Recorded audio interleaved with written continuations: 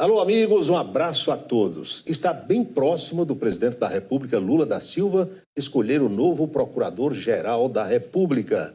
A preço dessa semana, o nome é de Paulo Gonet, homem que conta com apoio e até a sugestão de membros do Supremo Tribunal Federal.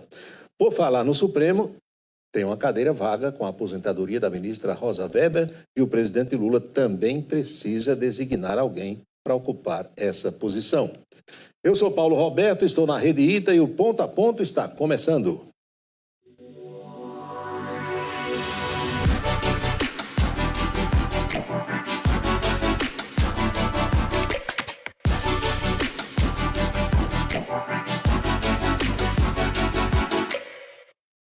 A nossa entrevista de hoje é com o advogado e professor da Unifacisa, Lafayette Gadelha. Ele atuou junto à Justiça Eleitoral como advogado da doutora Carla na ação que culminou com a cassação de 4 vereadores aqui de Campina Grande. O doutor Lafayette veio conversar conosco sobre essa questão e um pouco também sobre os trâmites na Justiça Eleitoral. Lafayette, seja bem-vindo ao Ponto a Ponto, tudo bem? Tudo bem, Paulo. Estou à disposição de você, é um prazer renovado estar aqui. A sua atuação nesse processo foi desde o início, lá atrás? Desde o início. Nós atuamos desde o primeiro grau, com a instrução do processo. No segundo grau tivemos a honrosa parceria com o doutor Márcio Maranhão, que nos auxiliou profundamente no resultado final, que foi exitoso, mas nós atuamos aqui desde a primeira instância. Foram ações individuais, cada um pretendente tinha o seu corpo jurídico, foi assim? Isso, eu advoguei em favor da doutora Carla e do vereador Bruno Faustino. Esses foram os meus 2 constituintes, mas evidentemente que outros vereadores que eventualmente se beneficiarão com essa decisão tiveram seu corpo jurídico próprio. Desde o princípio vocês viam aquilo que se diz a fumaça do bom direito? Sim, com certeza, porque a legislação, a lei das eleições, ela já há muito prevê uma cota para um determinado sexo. Nós sabemos que, evidentemente, essa legislação busca beneficiar as candidaturas femininas, as mulheres, porque, infelizmente, nós temos no Brasil uma baixa representatividade feminina. Nós temos uma população de mais de 50% de mulheres, inclusive elas são majoritárias, mas, infelizmente, no parlamento nós temos uma representatividade muito aquém, abaixo dos 20%. Então, o legislador entendeu que era necessário que existisse um fomento, um incentivo e, na verdade, uma obrigação dos partidos de incluir nas suas chapas para as eleições proporcionais um percentual específico para um determinado gênero. E, evidentemente, como eu já disse, buscava beneficiar as mulheres. Então, você tem que ter 30% pelo menos de um gênero. Pode ser o contrário também, sim. Pode ser 70% de mulheres, 30% de homens, mas evidentemente que isso dificilmente ocorre, infelizmente. Mas o que é que aconteceu? Os partidos encontraram uma forma de burlar essa regra. E eles colocavam uma irmã, uma parente, uma amiga, uma funcionária, só para constar na lista do partido. Às vezes a pessoa nem sabia, né? Exatamente. Mas efetivamente não faziam campanha, não buscavam votos, porque efetivamente não eram candidatas, estavam ali só para cumprir a cota, uma forma de fraudar a legislação. E nós identificamos isso nesse caso de Campina Grande, como em vários outros municípios do estado da Paraíba. Agora, lei é lei e a gente tem que cumprir, mas há quem advogue outras formas de se fomentar a presença feminina nas eleições. Outro dia eu conversava com um advogado e ele dizia, olha, quem sabe uma vaga para um homem e uma para a mulher. Tem 23 vagas numa cidade. Você podia dizer, o primeiro colocado, se for uma mulher, o segundo seria um homem e assim.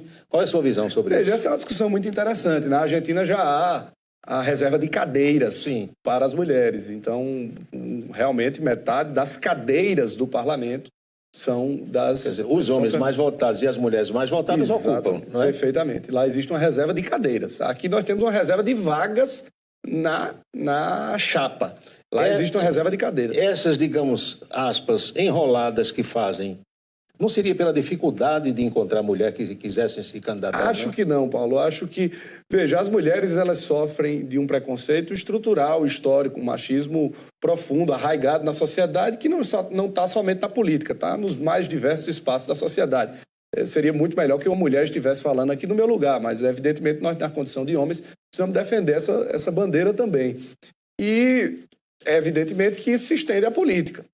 como a mulher ela é ignorada em vários espaços públicos, ela sempre foi colocada muito mais para as funções domésticas, para as funções de ensinar em escolas, e foi relegada a ele esses papéis, a ela esses Nem papéis. votar a mulher votava, Exatamente. né? Veio votar agora no início do século passado, é extremamente recente.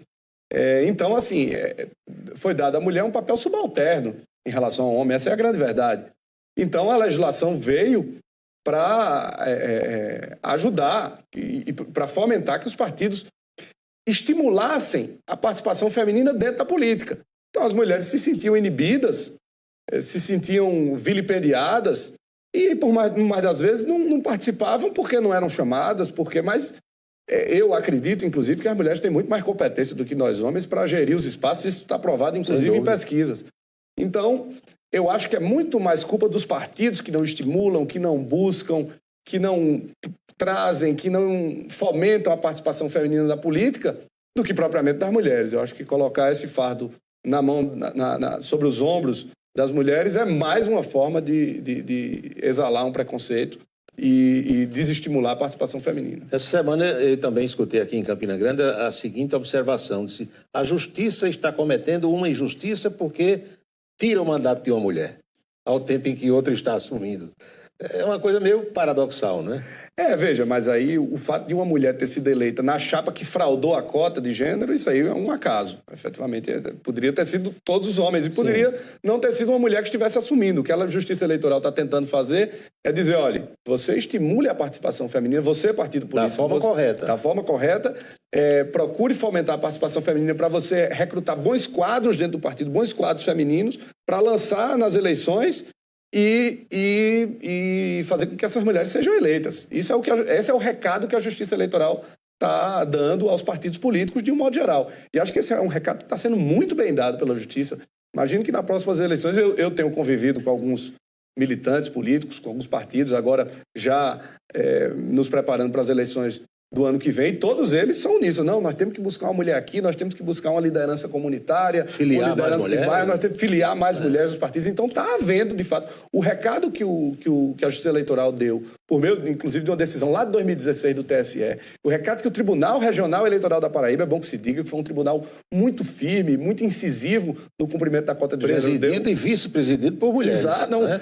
Inclusive, eu não, tenho que fazer as contas aqui na minha cabeça, mas a corte ela tem 3 mulheres, ainda não é majoritária, mas tem 3 mulheres, e nós tínhamos até então uma procuradora regional eleitoral, a doutora Cássia Suassuna, muito altiva, muito combativa na defesa da manutenção desse importante instrumento legislativo que foi a cota de gênero. Agora, às vezes, a justiça é feita tardiamente, porque 3 anos do mandato se foram, enquanto que em outras cidades já a decisão foi bem mais rápida. Exatamente. Como é que a gente pode explicar isso para quem está nos vendo em casa? Veja, o processo eleitoral, o processo que eu falo, do mesmo jeito que existe o processo civil, o processo penal, o processo na justiça, né? Então, o processo na justiça eleitoral, ele é mais célere por natureza. Os prazos são mais curtos. Os prazos para recurso, por exemplo, no cível são 15 dias, em regra. Os prazos na justiça eleitoral, em regra, são 3 dias. E não são contados em dias úteis, enfim. Então, é um processo mais célere. Por quê? Porque nós temos calendário. As eleições, tudo do processo eleitoral é baseado nas eleições. Sim. E nos mandatos. E as eleições e os mandatos têm prazo, tem data para terminar. Por isso que o processo eleitoral precisa ser mais célere. Em razão disso é que o legislador incluiu um dispositivo no Código Eleitoral que diz o seguinte, que todo o processo na Justiça Eleitoral tem que durar apenas 1 ano. Infelizmente, isso não se cumpre, é evidente, no mais das vezes, às vezes por razões que não são afetas à própria Justiça, que não são de responsabilidade da própria Justiça, às vezes as próprias partes o processo é muito complexo e não dá para julgar em 1 ano, mas às vezes, não mais das vezes, porque não se cumpre esse dispositivo da maneira como deveria se cumprir. Isso, inclusive, foi uma coisa que a desembargadora Gamenilde chamou a atenção no dia do julgamento. Esse processo se estendeu por quase 3 anos. Mais de 3 anos, porque nós ajuizamos antes do ano de 2021, que foi quando os vereadores tomaram posse. Então, realmente isso é um problema, porque a justiça não foi feita da forma completa, da forma mais correta possível.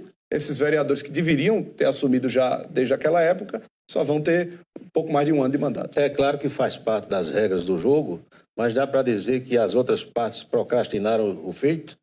Veja, houve alguns excessos na defesa, inclusive nós peticionamos isso, nós assim nos manifestamos no processo, mas enfim, faz parte do jogo do processo.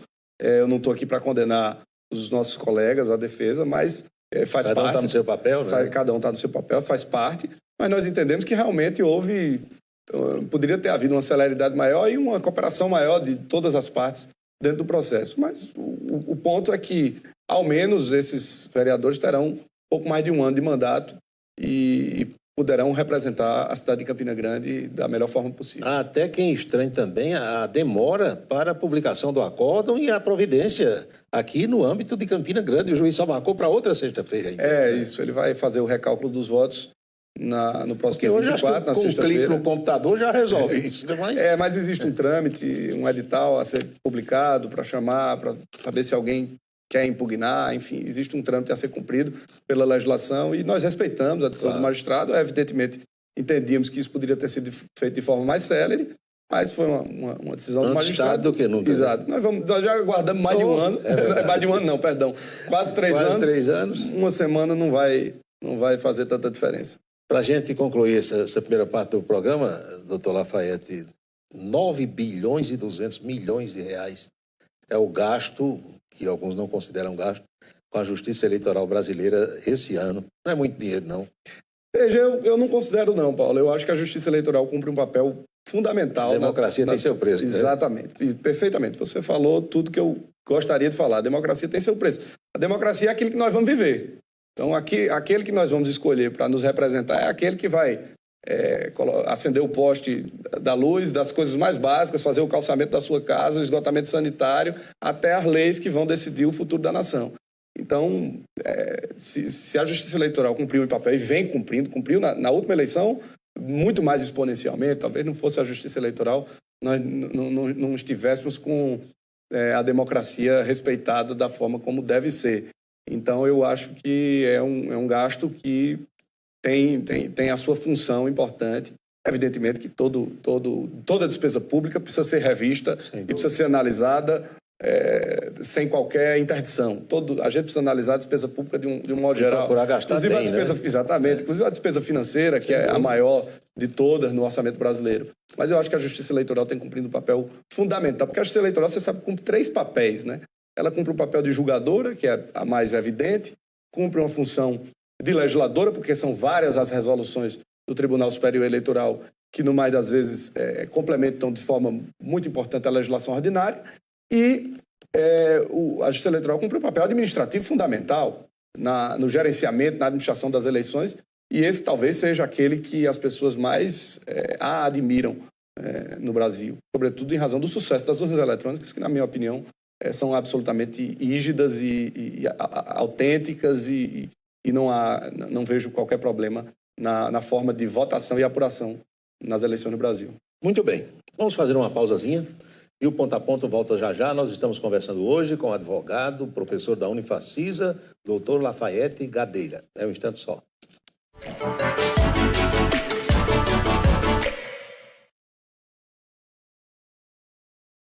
Meus amigos e amigas, sou o deputado Damião.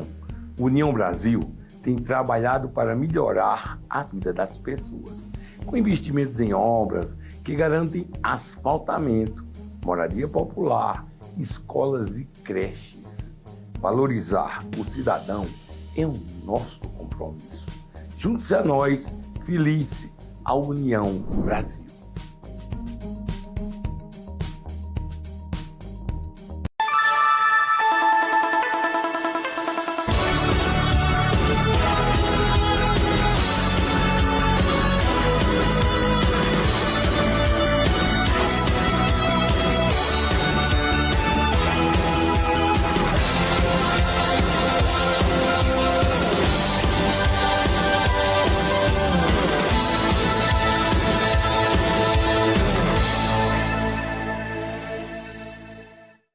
Trabalho, compromisso e visão de futuro. Qualidades de um partido cada vez mais presente nos municípios e na vida dos paraibanos. É a força do Republicanos fazendo a sua cidade melhor. Onde tem Republicanos, tem planejamento e os melhores resultados. E tudo feito com a participação popular, ouvindo as pessoas. É assim que o Republicanos trabalha e melhora a vida dos paraibanos. Filice ao Republicanos, cada vez mais forte nas cidades, cada vez maior na Paraíba. Estamos de volta com o Ponto a Ponto. O ex-prefeito de Campina Grande, Romero Rodrigues, deu entrevista nas últimas horas, se reportando ao fato da busca e apreensão que foi feita na casa do seu ex-secretário de Saúde, advogado Felipe Reul. Romero disse que acredita no seu ex-auxiliar e crê que ele vai esclarecer todos os fatos atinentes à investigação que foi deflagrada em Campina Grande. E nós vamos ao último bloco da entrevista de hoje com o advogado Lafayette Gadelha, que veio bater esse papo conosco aqui no Ponto a Ponto. E quando a gente diz, vamos entrevistar um advogado que é atuante na Justiça Eleitoral, aí o telespectador diz, pergunta ao doutor Lafayette por que é que nos Estados Unidos um deputado só tem 2 anos de mandato, diferentemente daqui. Veja, a legislação dos países ela muda de acordo com a soberania de cada estado.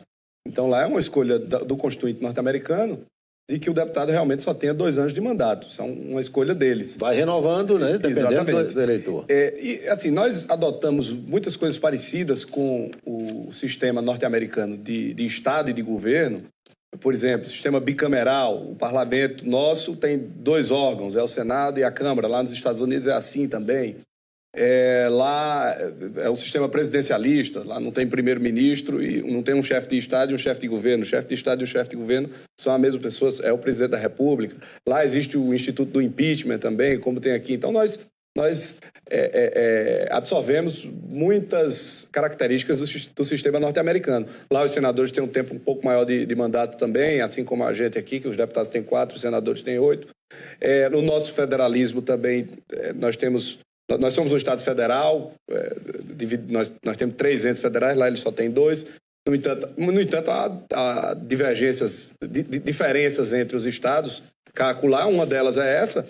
E a mais importante que eu considero é a competência mais superlativa dos estados. Os estados, eles têm maiores competências. Tanto é que, por exemplo, tem estado lá que... Diferentemente daqui, não é? Exatamente. Por exemplo, lá a competência dos estados é muito maior para legislar, por exemplo, sobre drogas, legislar sobre armas.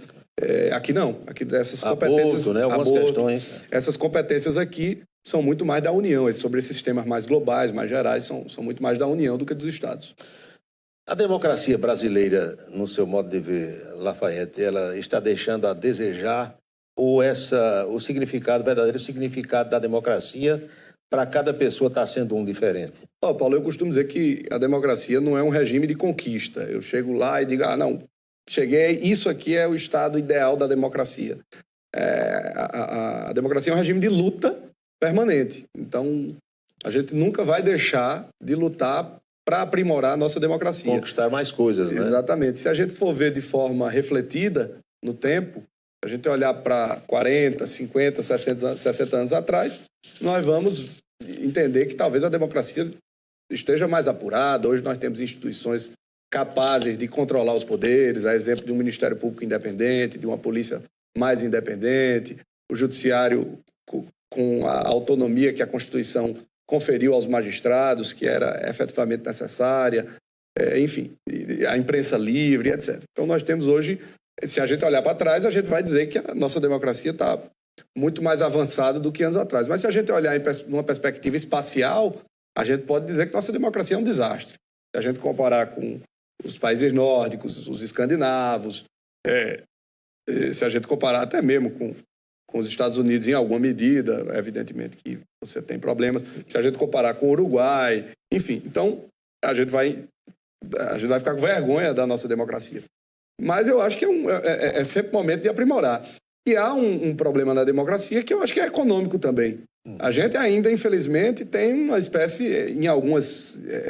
isso não está na legislação, mas a gente tem uma espécie de discriminação das pessoas mais humildes, inclusive no processo eleitoral. O pobre a gente compra. Quantas vezes eu já escutei isso de um político? Então, e o que eu acho que, inclusive, isso nem é verdade. As pessoas estão tendo cada vez mais consciência. A gente viu isso nas eleições presidenciais agora. Sim. Quem é que comprava um voto de Bolsonaro? Quem é que comprava um voto de Lula? Pois é. As pessoas mais humildes, inclusive. Então, Eu acredito que a democracia é um sistema de aprimoramento, e eu acho que a gente aprimora cada dia mais, evidentemente que a gente não está no nosso campo ideal. A gente estava até numa discussão esses dias sobre a forma de fazer marketing político, que tem tudo a ver com o deslinde da democracia, a forma como os políticos levam a propaganda, se vai ser como um produto ou se vai ser como uma proposta. E se a gente entender que o político ele tem que revelar muito mais as suas propostas do que seu lado pessoal, a gente vai entender que a democracia também está aprimorando ainda mais. Então, eu acho que a gente ainda tem muita coisa para avançar, muita coisa para amadurecer, mas eu acho que, como eu disse, não é um regime de conquista. A gente não vai chegar um dia, colocar um... Terminou aqui, Terminou aqui. A gente vai sempre estar aprimorando. Como as eleições são nesse domingo, aí no vizinho Argentina, como é que está vendo esse processo lá? Na base do se correr o bicho pega e se ficar o bicho come? Eu acho que lá vai ser muito apertado, vai ser voto a voto. Acho que o Milei ele tem um apelo popular muito grande, muito parecido com a situação de Bolsonaro aqui. Acho ele até mais radical, mais exótico, digamos assim. E o Massa é um político mais tradicional. As pessoas até dizem que ele nem é de esquerda, é um político muito mais de centro, muito embora seja ligado ao peronismo. Mas eu acho que lá vai ser voto a voto. Minha torcida é pelo Massa, mas eu acho que vai ser voto a voto. Como é que tem sido o trabalho no curso de Direito da Facisa? Veja, atualmente eu estou licenciado, mas a gente sempre participa dos eventos. Eu faço parte do NDE, que é o Núcleo de Docentes Estruturante, e evidentemente estou sempre em contato ainda com o curso de Direito, mas eu devo voltar em breve também, porque estou concluindo a parte das aulas lá no doutorado. E aí, quando eu terminar, eu devo voltar. E a sua participação, Lafayette, na parte esportiva da Unifacisa, junto ao basquete, com as contratações do pessoal, essa aí continua? Continua. Isso é mais que o doutor Diego. O doutor Diego é que faz mais esse trabalho. Na hora do contrato eu lhe vejo lá, elaborando as coisas. Exatamente. Aí chega para mim, mas aí eu faço mais a parte jurídica, mas evidentemente ajudo na gestão também, na compra de equipamentos. Tem sido um sucesso, né, o basquete da Unifacisa. Graças a Deus. Uma coisa que foi assim tão rápido que algumas pessoas, quando os colegas do Sul, eu que tenho uma atuação assim já de há muito na crônica esportiva, o pessoal diz, rapaz, como é que é esse negócio aí? Como é que surgiu esse basquete? É que já está na primeira divisão, que é o NBB, né? O pessoal se surpreende, e mais ainda quando chega a Campina Grande, que vê a estrutura que tem aqui. Em todos os lugares. Ontem a gente estava numa palestra aqui lá no Teatro Unifacisa, e nós recebemos alguns professores internacionais aqui da América do Sul, e todos eles se surpreenderam com a estrutura da arena. E quando nós falávamos, olha, nós temos um time de basquete aqui na primeira divisão no estado da Paraíba, também havia professores de São Paulo, e todos se surpreendiam. Então é um sucesso. É o único time, o único, não sei dizer, porque tinha também o pessoal do futebol americano, que também estava, salvo melhor juízo, também numa condição de Série A. Mas desses esportes tradicionais, o basquete Unifacisa é o único time do estado da Paraíba que está na Série A do seu respectivo campeonato, da sua modalidade. Então, eu compreendo que é um sucesso absoluto, sobretudo com as crianças. Formando uma geração de torcedores aí, de praticantes do basquete também. E esse é o nosso objetivo. A gente vai avançar, inclusive, para projetos sociais, com crianças, com escolas. Esse é o nosso objetivo, para que se forme realmente uma cultura do esporte. Porque o esporte faz muito bem para a vida, né? Faz bem para a mente, a gente estava conversando aqui em off. Faz muito bem para a mente, faz muito bem para o corpo, faz bem para a alma. E esse espírito de colaboração, né, em equipe, as modalidades coletivas trazem isso, né? Educa, né? Exatamente. Então, você saber que você precisa do outro para poder fazer a cesta, e certamente você leva isso para a vida. E saber que seu adversário não é seu inimigo também, que no final, mesmo você derrotado, você vai lá, cumprimenta. Isso eu acho que são ensinamentos que você leva não somente para o esporte, mas para a vida. Voltando à questão jurídica, muitos dizem que hoje nós estamos vivendo uma situação de insegurança jurídica no Brasil. Mudança de jurisprudência, o que é hoje, daqui a 6 meses pode não ser mais. Isso tem dificultado o trabalho do advogado, de certa forma? Com certeza, com certeza. Isso é um problema. Os tribunais superiores, eles ainda tentam por meio do que a gente chama de repercussão geral no STF, por meio dos recursos repetitivos lá no STJ, uma forma de uniformizar a jurisprudência. Mas o grande problema está na linguagem e na argumentação. A linguagem, ela pode ser uma coisa para mim, uma coisa para você. E o legislador, ele nunca vai conseguir exaurir todos os temas da sociedade de forma estanque, de forma exaustiva. Ele nunca vai conseguir abordar tudo e da forma mais clara possível. Eu vou ter uma interpretação diferente da sua, você vai ter uma interpretação diferente da minha. Sobre as mesmas letras que ali estão. Sobre as mesmas letras que estão. É o que a gente chama da diferença entre texto e norma. O texto é diferente da norma. O texto é o que está lá escrito. A norma é o que a gente consegue enxertar daquilo ali, interpretar daquilo ali.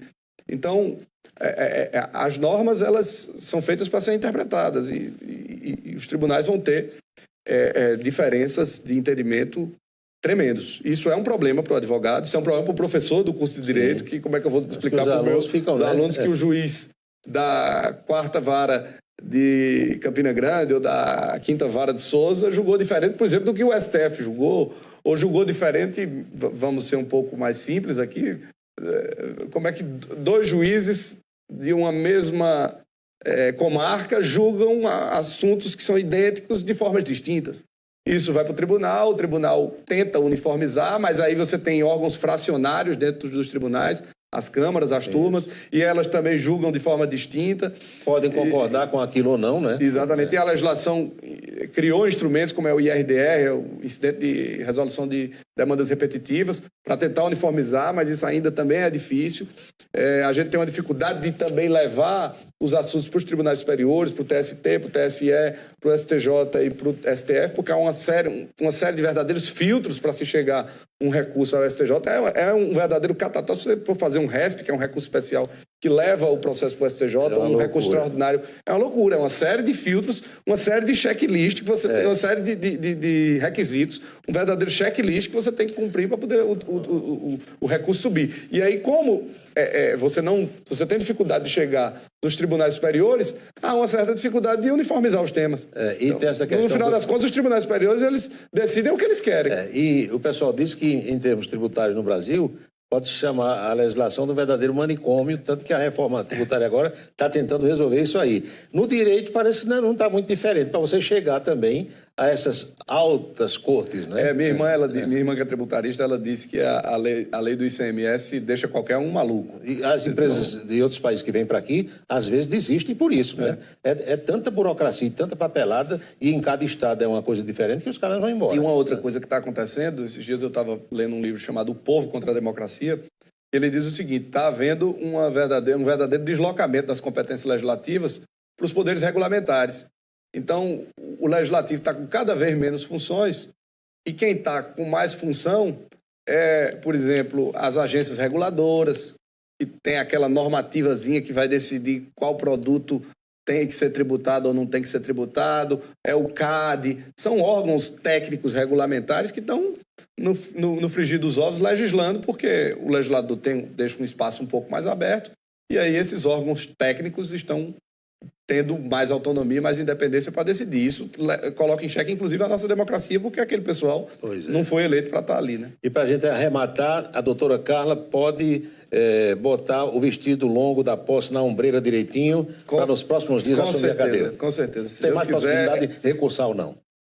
Veja, existe uma possibilidade de um recurso especial. Mas com o pessoal já fora da Câmara. Fora, exatamente. Fora da Câmara. Porque o recurso especial para o TSE, que é exatamente esses recursos que levam o processo para os tribunais superiores, que tem o dever apenas de uniformizar a jurisprudência e decidir sobre os aspectos de direito, eles não rememoram aspectos fáticos. Então, por exemplo, as provas lá não serão reavaliadas, não serão reanalisadas, será analisada apenas a matéria de direito, que para mim já foi exaurida aqui e está em conformidade com a jurisprudência do TSE, então não há nenhuma chance de haver uma reversão no TSE. E esse recurso, como eu disse, ele não tem o que a gente chama de efeito suspensivo automático. Ele não sobe e as pessoas ficam... E a decisão aqui fica suspensa até que o Tribunal Superior Eleitoral julgue. Então, vai subir um eventual recurso especial da defesa Mas, enquanto esse recurso não é julgado, os vereadores tomam posse e exercem os seus mandatos naturalmente. Lafayette Gadelha, nós temos aqui um registro de uma das suas visitas ao Ponta a Ponta em 2019 e eu quero que você diga se nós estávamos mais bonitos lá ou se estamos mais bonitos hoje.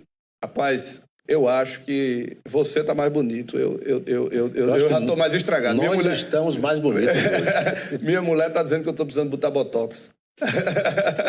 Obrigado, Lafayette. Valeu, Paulo, obrigado. Vamos à boca maldita do Ponto a Ponto de hoje. Botaram água no chope do ministro da Justiça, Flávio Dino, em relação à cadeira no Supremo Tribunal Federal. Dino estava cotadíssimo, mas o chamado fogo amigo que queima por baixo lá em Brasília, parece que botou água no chope do homem.